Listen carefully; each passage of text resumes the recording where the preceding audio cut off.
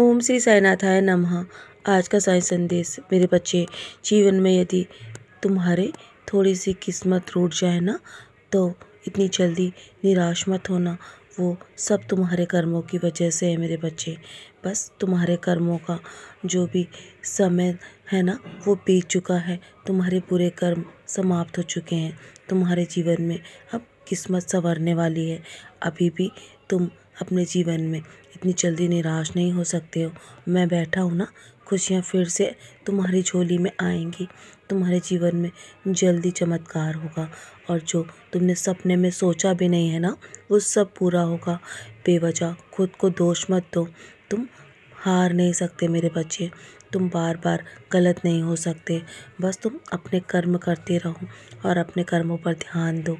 जीवन में हमेशा अच्छे कर्म करो और अपने कर्मों को कभी भी बुरा मत कहो।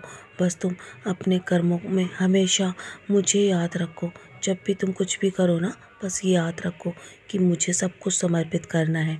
सिर्फ मुझे याद करोगे ना, तो तुम्हारे जीवन के हर सुख दुख से तुम उबर जाओगे मेरे बच्चे। जीवन में सुख दुख का चक्र निरंतर चलता रहता है। सुख हो चाहे दुख हो, कुछ भी हो, हमेशा के लिए नहीं रहता।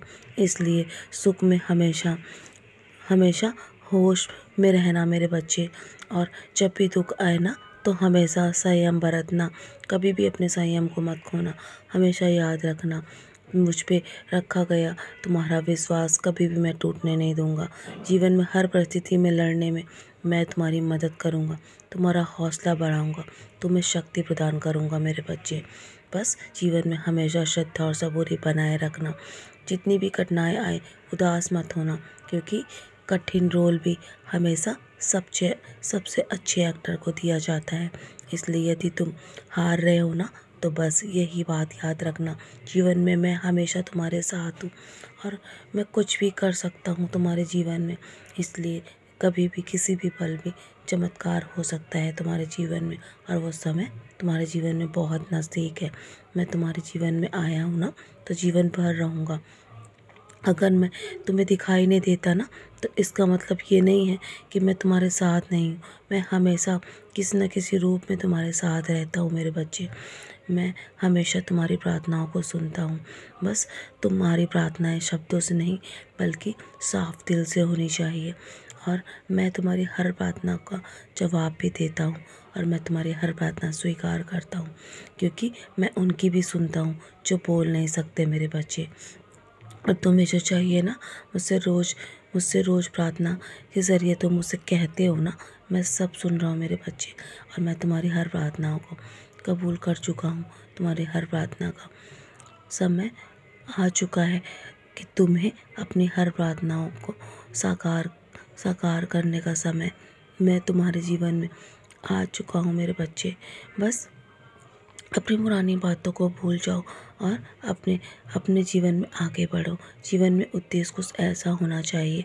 बेशक तुम्हारे पास धन की कमी हो, लेकिन तुम्हारे जीवन में संतुष्टि होनी चाहिए।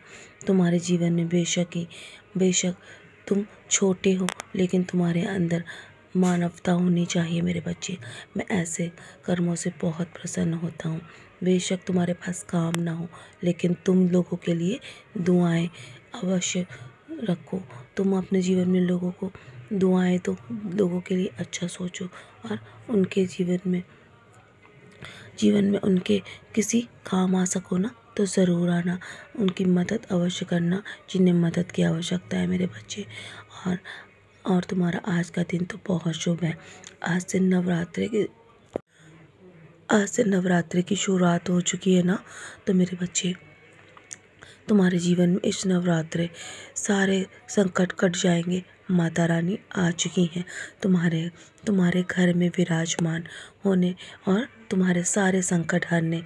और मैं भी तुम्हारे घर में विराजमान हूँ, तो माता रानी के साथ साथ मैं भी तुम्हारे सारे संकट दूर कर दूँगा इस नवरात्रे। बस अपने जीवन में कभी भी पीछे मुड़कर मत देखना। तुम्हारा समय बहुत अच्छा आने वाला है, और मैं तुमसे वादा करता हूँ, मैं तुम्हारे घर में किसी भी रूप में तुम्हें दर्शन देने अवश्य आऊँगा। बस मुझे पहचान लेना, स्वागत की तैयारी कर लो, क्योंकि खुशियाँ लेकर माता रानी तुम्हारे घर आ चुकी हैं। तो चलो मुस्कुरा कर अपने आज के दिन की शुरुआत करो और सदा ऐसे ही मुस्कुराते रहो। तुम्हारे जीवन में शुभ समय शुरुआत हो चुकी है मेरे बच्चे, और मैं किसी भी रूप में तुम्हारे घर में आ रहा हूँ। तुम खुद से हार मत मानना, तुम्हारे पीछे मैं खड़ा हूँ।